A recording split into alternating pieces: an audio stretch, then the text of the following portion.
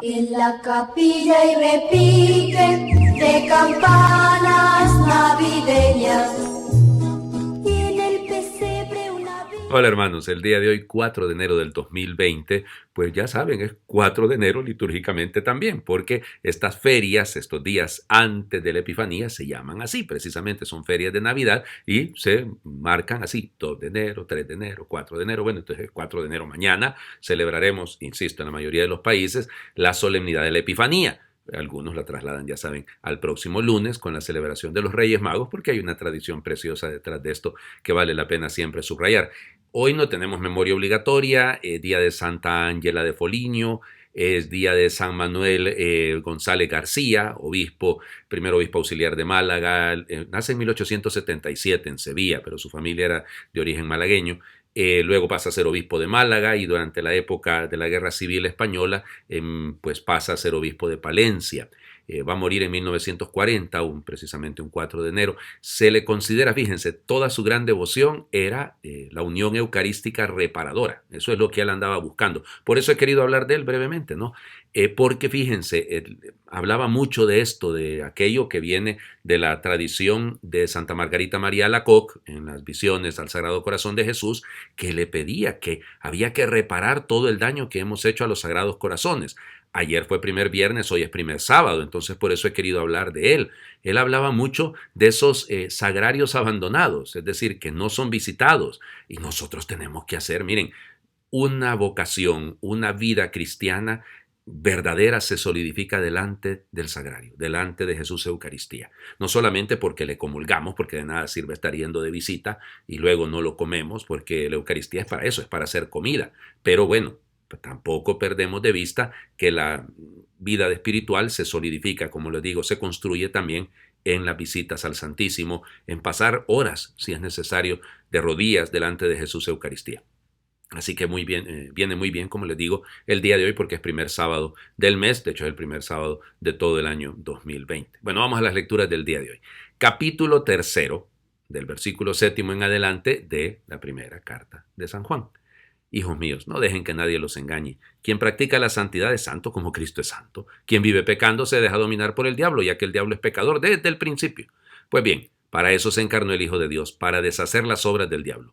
Ninguno que sea hijo de Dios sigue cometiendo pecados, porque el germen de vida que Dios le dio permanece en él. No puede pecar porque ha nacido de Dios. En esto se distinguen los hijos de Dios de los hijos del diablo. Todo aquel que no practica la santidad no es de Dios. Tampoco es de Dios el que no ama a su hermano. Palabra de Dios. Te alabamos, Señor. Qué duro esto, ¿verdad? Yo admito que soy pecador. Admito que cometo pecados. Claro, lo malo es quedarse en el pecado. O sea, esa actitud es contraria a ser hijo de Dios. O sea, porque una persona que reconoce sus pecados, pero intenta cambiar, que intenta superarlos, que se deja llenar por la gracia de Dios, ahora el problema es quien vive en el pecado. Esa actitud es cómoda. El Papa la llama corrupta. Es una corrupción realmente. Es esa persona que, hombre, reconoce, y muchas veces nos puede pasar a nosotros, por eso cuidado, ¿no? Perdemos nuestra identidad. Que nadie los engañe, dice el apóstol. Bueno, ¿por qué? Porque en el fondo estamos contrapuestos, son estas dos opciones. O vamos a ser realmente hijos de Dios, lo cual implica vivir en sus mandamientos, vivir en el camino de santidad. Recuerden que se van ampliando los círculos concéntricos y entonces estos círculos del tema que está tratando el apóstol Juan en esta primera carta, cada día van llegando a la orilla, cada día van tocando cada uno de nuestros corazones. Por eso es importante. No podemos seguir viviendo de tal manera como que no, bueno, hay algunos que yo creo que la actitud es, en algún momento me voy a arrepentir. Tendré tiempo para que Dios me perdone. No, Señor. O sea, es que no podemos retrasar nuestra conversión. No podemos retrasar el ser realmente hijos de Dios. Y hablando de eso, ay Dios mío, el evangelio del día de hoy, miren, es uno de mis evangelios preferidos de toda la Biblia. De toda la Biblia. La vocación de los primeros discípulos en el Evangelio de Juan. Fíjense, capítulo 1, ya la vocación de Andrés, la vocación de Pedro, la vocación del discípulo a quien Jesús amaba. En aquel tiempo estaba Juan el Bautista con 2 de sus discípulos y fijando los ojos en Jesús que pasaba, dijo: Este es el Cordero de Dios. Los 2 discípulos al oír estas palabras siguieron a Jesús. Él se volvió hacia ellos y viendo que los seguían les preguntó: ¿Qué buscan? Ellos le contestaron: ¿Dónde vives, Rabí? Rabí significa maestro. Él les dijo: vengan y lo verán. Fueron pues, vieron dónde vivía y se quedaron con él ese día. Eran como las 4 de la tarde. Andrés, hermano de Simón Pedro, era uno de los dos que oyeron lo que Juan el Bautista decía y siguieron a Jesús. El primero a quien encontró a Andrés fue a su hermano Simón y le dijo: hemos encontrado al Mesías, que quiere decir el ungido. Lo llevó a donde estaba Jesús y éste, fijando en él la mirada, le dijo: tú eres Simón, hijo de Juan, tú te llamarás Kefas, que significa Pedro, es decir, roca. Palabra del Señor. Gloria a ti, Señor Jesús. Miren, todos inmediatamente vamos pensando en el tema de que buscan, vengan y lo verán. Claro, yo quiero hoy fijarme en otro par de elementos, discúlpenme, o sea, sencillamente es para ayudarnos a meditar de otra manera. Fijando la mirada en Jesús que pasaba. Y luego termina el Evangelio diciéndonos que Jesús fijando la mirada en Pedro. Entonces, a mí me llama la atención porque esta es una inclusión, o sea, empieza con una mirada fija en Jesús y la mirada de Jesús fija en el primero de sus discípulos en la lista, ¿no? Porque el primero es Andrés, según lo que parece. Ahora, fíjense ustedes lo que está detrás, ¿no? ¿En quién fijamos la mirada? O sea, ¿hacia dónde estamos apuntando? ¿Cuál es nuestra meta en este nuevo año? ¿Cuál es nuestra vocación? ¿Hacia dónde nos sentimos llamados? Porque si no fijamos la mirada en Jesús, que ya la tiene fija en nosotros, que ya nos está viendo, y no nos está viendo para condenarnos, nos está viendo para cambiarnos la vida. Año nuevo, vida nueva. Bueno, que se note pues, o sea, que realmente nuestro deseo de vida nueva sea ese, que nos cambie el nombre el Señor Jesús, que nos cambie el nombre en la Biblia. Recuerden que implica la vocación, no piensen en todas las vocaciones en la Biblia. Bueno, es lo mismo para nosotros. Piensen, Dios le cambia el nombre a Abraham, el nombre a Jacob, Israel. O sea, bueno, decir, Dios me quiere cambiar el nombre, pero tengo que poner la mirada fija en Él. Y fijar la mirada en Él no es para quedarme allá con la boca abierta, sino para seguirlo, para ver no dónde vive, sino cómo vive. Ese es el sentido de todo esto. Cómo vive mi maestro y que me golpea al punto que me vuelva misionero.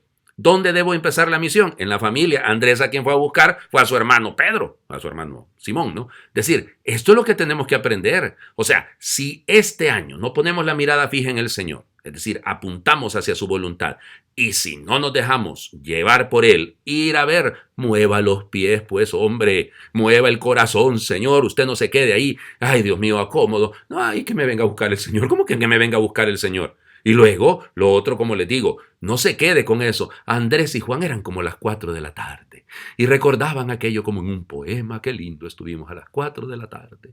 No, muévase. Fue a buscar a su hermano. ¿Usted a quién tiene que buscar de su familia? ¿A quién tiene que ir a encontrar para llevarlo donde Jesús? No para hablarle usted de lo bonito que la pasó con el Señor Jesús. No, no. O sea, es que, claro, está bien el testimonio, ¿no? Pero llévelo a Jesús. Póngaselo enfrente al Señor Jesús. De lo demás, Él se encarga. Usted no se preocupe. Usted no sabe qué decirle a este pariente, a este amigo, a este hermano. Bueno, tranquilo, usted llévelo donde Jesús. Jesús se va a encargar. A esa es tarea de Él. Usted cumpla la suya. Bueno, pensaba yo qué hacemos hoy como oración. Y me acordé de San Anselmo. San Anselmo en su Proslogion tiene una oración con respecto a esa búsqueda que a mí me encanta. Entonces la fui a buscar. Tuve que recortarla porque realmente es un poquito más amplia, pero vale la pena. Señor y Dios mío, enséñame dónde y cómo tengo que buscarte, dónde y cómo te encontraré. Si no estás en mí, Señor, si estás ausente, ¿dónde te buscaré? Si estás en todas partes, ¿por qué no te veo aquí presente? Es cierto que tú habitas en una luz inalcanzable, pero ¿dónde está esa luz inalcanzable? ¿Cómo me aproximaré a ella? ¿Quién me guiará y me introducirá en esa luz para que en ella te contemple? ¿Bajo qué signo, bajo qué aspecto te buscaré? Nunca te he visto, Señor y Dios mío, no conozco tu rostro. Dios Altísimo, ¿qué hará este desterrado lejos de ti? ¿Qué hará este servidor tuyo sediento de tu amor que se encuentra alejado de ti? Desea verte y tu rostro está muy lejos de él. Anhela acercarse a ti y tu morada es inalcanzable. Arde en deseo de encontrarte e ignora dónde vives. No suspira más que por ti y jamás ha visto tu rostro. Señor, tú eres mi Dios, tú eres mi Señor y nunca te he visto. Tú me creaste y me redimiste. Tú me has dado todos los bienes que poseo y aún no te conozco. He sido creado para verte y todavía no he podido alcanzar el fin para el que fui creado. Y tú, Señor, ¿hasta cuándo nos olvidarás? ¿Hasta cuándo dejarás de apartar tu rostro? ¿Cuándo volverás tu mirada hacia nosotros? ¿Cuándo nos escucharás? ¿Cuándo iluminarás nuestros ojos y nos mostrarás tu rostro? ¿Cuándo harás caso a nuestros deseos? Míranos, Señor, escúchanos, ilumínanos, muéstrate a nosotros, llena a plenitud nuestros deseos y seremos felices. Sin ti todo es aburrimiento y tristeza. Ten piedad de nuestros trabajos y de los esfuerzos que hacemos por llegar hasta ti, ya que sin ti nada podemos. Enséñame a buscarte, muéstrame tu rostro, porque si tú no me lo enseñas no puedo buscarte, no puedo encontrarte si tú no te haces presente. Te buscaré deseándote, te desearé buscándote, amándote te encontraré, encontrándote te amaré. Amén. Que Dios les bendiga. Feliz fin de semana para todos.